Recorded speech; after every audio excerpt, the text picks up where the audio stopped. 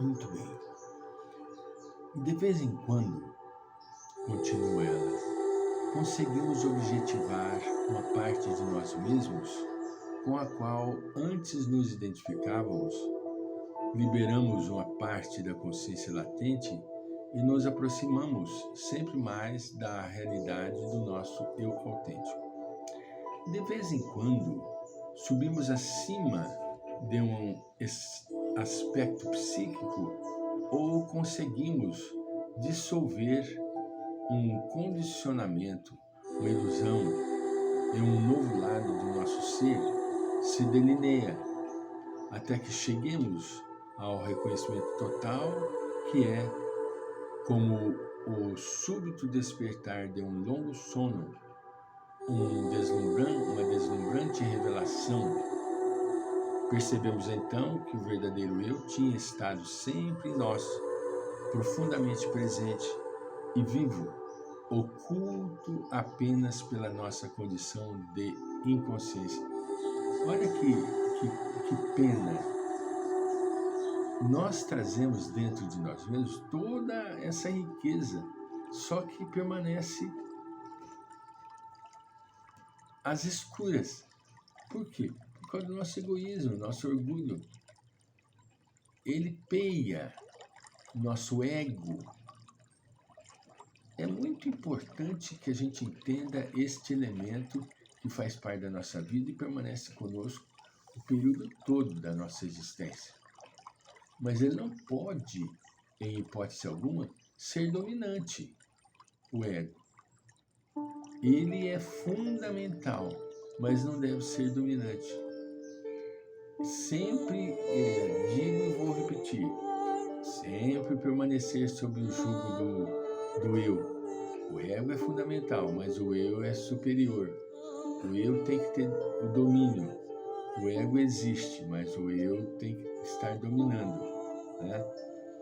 Percebemos então que a verdadeira autoconsciência, embora levando-nos a atingir o máximo da nossa identidade, embora identificando-se com nossa subjetividade mais profunda, também nos dá senso de unidade, de inclusividade e universalidade de totalidade.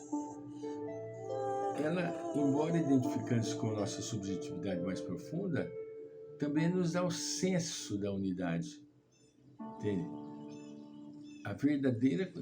Percebemos então que a verdadeira autoconsciência, apesar de não estar ainda desenvolvida, ela fornece todos esses subsídios que são de alta importância para todos nós.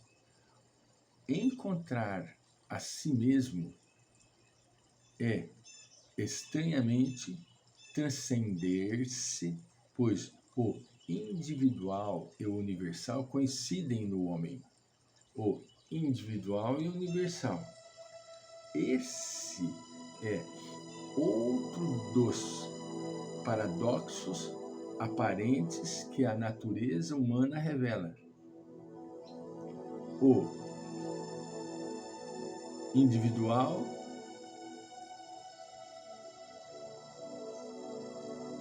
e o universal, eles se coincidem no homem, paradoxalmente falando. Por isso dissemos antes que a autoconsciência oculta um segredo que se deve descobrir, um enigma que se deve decifrar, pois é a ponte de conexão entre o humano e o divino, entre o relativo e o absoluto, entre o finito e o infinito. Como podemos, então, favorecer o desenvolvimento da autoconsciência?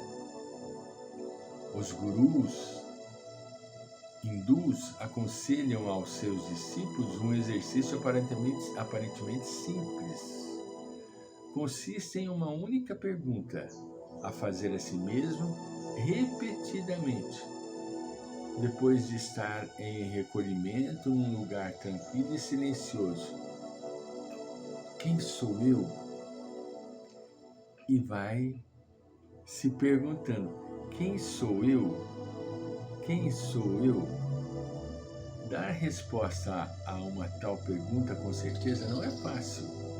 Todavia, os resultados que ela traz são muito úteis e interessantes, já que revelam o grau de autoconsciência que realmente alcançamos.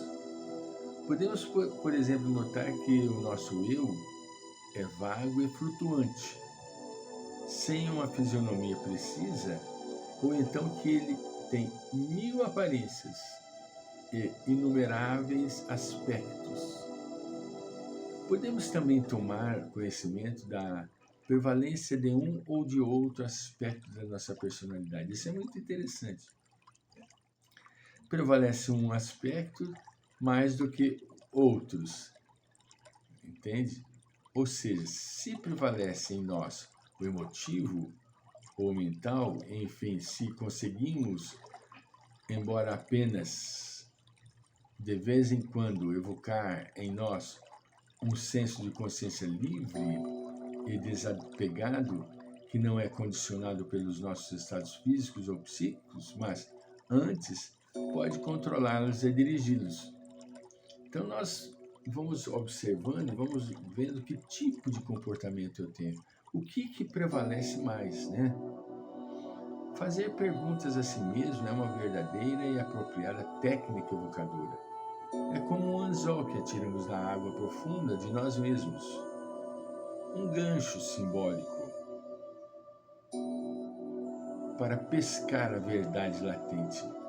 Por isso, a pergunta "quem sou eu?", com o tempo, deverá conseguir evocar não uma resposta, mas a própria realidade do eu que jaz dentro de nós. É importante que dedicar atenção e paciência a essa evocação, porque se realmente desejamos sair da falsa consciência e despertar para o verdadeiro conhecimento, devemos, em primeiro lugar, encontrar o nosso próprio centro, sobre o qual possamos aplicar a alavanca e assim conseguirmos nos libertar de todas as superestruturas, condicionamentos, pensamentos automáticos, ilusões que nos fazem inautênticos e que nos impelem sempre para a névoa da inconsciência. Na realidade, nós nos não vimos como somos vividos pelos acontecimentos, pelos sentimentos, pelos impulsos instintivos. Deixamos-nos arrastar por eles, desgarrados, confusos, muitas vezes infelizes, pois a verdadeira felicidade só é dada pela expressão completa da nossa natureza divina, que é a nossa realidade. Então, nós só vamos sentir a grandeza de nós mesmos quando nós sairmos da névoa da nossa inconsciência. Para ajudar-nos em nosso trabalho de encontro de nós mesmos, sintetizamos os vários estados de desenvolvimento que o homem atravessa no que se refere à autoconsciência. Primeiro estágio, segundo o Dr. Avatar, sou vivido pelas coisas. Segundo estágio, vivo. Terceiro estágio, sou vivido pelo eu. Quarto estágio, vivo como eu. Já analisamos o primeiro e o segundo estágios. O terceiro estágio corresponde àquele período evolutivo durante o qual começa a surgir um centro de consciência capaz de desidentificar-se dos aspectos pessoais e que dele se faz espectador. Esse centro é como um ponto mediano entre a personalidade e o eu.